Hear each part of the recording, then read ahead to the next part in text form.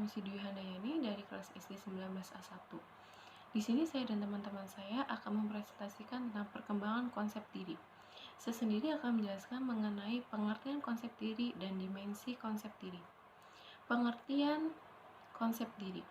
Konsep diri adalah gagasan tentang diri sendiri yang mencakup keyakinan, pandangan, dan penilaian seseorang terhadap dirinya sendiri. Menurut Carl Rogers, konsep diri merupakan gestalt konseptual yang teratur dan bersifat konsisten yang terdiri dari persepsi-persepsi tentang ciri atau karakteristik diri kita atau persepsi yang kita miliki tentang hubungan antara diri kita dengan orang lain. Konsep diri dan harga diri. Konsep diri ini melubur bersama dalam suatu kesatuan dan keseluruhan yang dinamik. Masing-masing bagian berinteraksi secara bebas kohesif satu sama lain. Harga diri adalah penilaian pribadi terhadap hasil yang dicapai dengan menganalisa seberapa jauh perilaku dapat memenuhi ideal diri. Harga diri sangat rentan terganggu pada saat remaja dan usia lanjut. Harga diri yang tinggi terkait dengan keefektifan dalam kelompok dan penerimaan oleh orang lain. Dimensi konsep diri. Charlton dan Asocella mengatakan konsep diri terdiri dari 3 dimensi atau aspek, yaitu pengetahuan, harapan, dan penilaian. Pengetahuan adalah apa yang individu ketahui tentang dirinya. Kelengkapan atau kekurangan fisik, usia, jenis kelamin, kebangsaan, suku, pekerjaan, agama, dan lain-lain. Pengetahuan tentang diri juga berasal dari kelompok sosial yang diidentifikasikan oleh individu tersebut. Harapan, yaitu cita-cita diri atau self-ideal, terdiri atas dambaan, aspirasi, harapan, keinginan bagi diri kita, atau menjadi manusia seperti apa yang kita inginkan. Tetapi perlu diingat bahwa cita-cita diri belum tentu sesuai dengan kenyataan yang sebenarnya dimiliki seseorang. Penilaian-penilaian kita terhadap diri kita sendiri.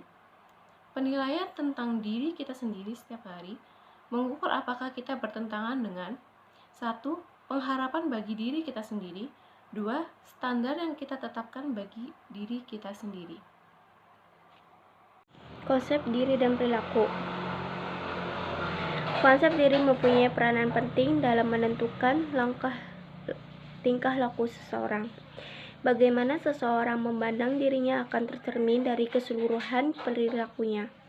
Artinya perilaku individu akan selaras dengan cara individu memandang dirinya sendiri. Konsep diri dan prestasi. Gillard 1972 mengemukakan bahwa hubungan positif yang kuat antara konsep diri sebagai prestasi.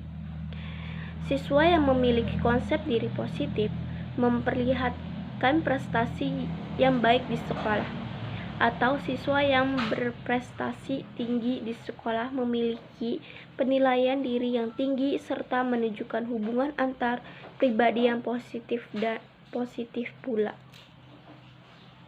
Karakteristik perkembangan konsep diri peserta didik. Konsep diri terbentuk oleh proses belajar yang berlangsung sejak masa pertumbuhan hingga dewasa. Lingkungan, pengalaman, dan pola asuh orang tua turut memberikan pengaruh yang signifikan terhadap pembentukan konsep diri seseorang. Karakteristik konsep diri anak usia sekolah. Menurut Santrok 1995, perubahan-perubahan dalam konsep diri anak selama bertahun-tahun sekolah dasar dapat dilihat dari 3 karakteristik konsep diri, yaitu 1. Karakteristik internal. Berbeda dengan anak-anak prasekolah, anak usia sekolah dasar lebih memahami dirinya melalui karakteristik internal daripada karakteristik eksternal. 2. Karakteristik aspek sosial. Selama bertahun-tahun sekolah dasar, aspek-aspek sosial diri, pemahaman diri juga meningkat. Dalam suatu investigasi, anak-anak sekolah dasar seringkali menjadikan kelompok-kelompok sosial sebagai acuan dalam deskripsi diri mereka. Ketiga, karakteristik perbandingan sosial. Pemahaman diri anak-anak usia sekolah dasar juga mengacu pada perbandingan sosial. Pada tahap perkembangan, ini, anak-anak cenderung membedakan diri mereka dengan orang lain secara komparatif daripada secara absolut. Karakteristik konsep diri remaja SMP atau SMA. 1. Abstrak dan idealistik. Pada masa remaja, anak-anak lebih mungkin membuat gambaran tentang diri mereka dengan kata-kata yang abstrak dan idealistik. Gambaran tentang konsep diri yang abstrak, misalnya, dapat dilihat dari pernyataan remaja usia 14 tahun mengenai dirinya. Kedua, contradiction within the self. Setelah remaja mendiferensiasikan dirinya ke dalam sejumlah peran dan dalam konteks yang berbeda-beda. Ketiga, real and ideal, true and false selves. Munculnya kemampuan remaja untuk mengkonstruksikan diri ideal mereka sampai diri yang sebenarnya. Keempat, social comparison. Jumlah ahli perkembangan percaya bahwa dibandingkan dengan anak-anak remaja, lebih sering menggunakan perbandingan sosial untuk mengevaluasi dirinya mereka sendiri. Kelima, self-protective, mekanisme untuk mempertahankan diri, merupakan salah satu aspek dari konsep diri remaja. Meskipun remaja sering menunjukkan adanya kebingungan dan konflik yang muncul akibat adanya usaha-usaha introspektif untuk memahami diri. Saya Wanda Rahma akan menjelaskan tentang implikasi perkembangan konsep diri peserta didik terhadap pendidikan. Strategi yang dapat guru lakukan dalam meningkatkan konsep diri peserta didik yaitu ada 1. Membuat siswa merasa mendapat dukungan dari guru.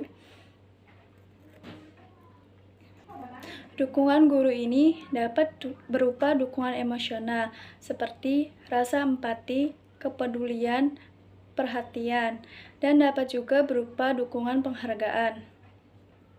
Yang kedua, membuat siswa merasa bertanggung jawab.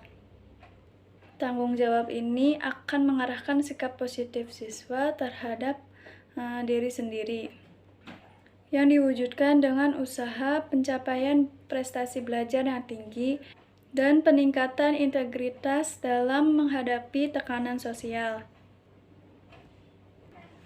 Yang ketiga, membuat siswa merasa mampu. Guru harus berpandangan bahwa semua siswa mempunyai kemampuan, hanya saja belum dikembangkan. Maka siswa pun akan berpandangan positif terhadap kemampuan yang dimilikinya. Yang keempat, mengarahkan siswa untuk mencapai tujuan yang realistis. Guru harus membentuk siswa untuk mencapai tujuan yang serealitas mungkin, yaitu tujuan yang sesuai dengan kemampuan yang dimilikinya. Yang kelima, membantu siswa menilai diri mereka sendiri secara realistis dengan cara membandingkan prestasi siswa pada masa lampau dengan prestasi yang saat ini. Yang keenam, mendorong siswa agar bangga terhadap dirinya sendiri secara realistis dengan cara memberikan dorongan kepada siswa agar bangga terhadap prestasi belajar yang dicapainya. Karena perasaan bangga merupakan salah satu kunci untuk menumbuhkan sikap positif siswa terhadap memandang kemampuan dirinya.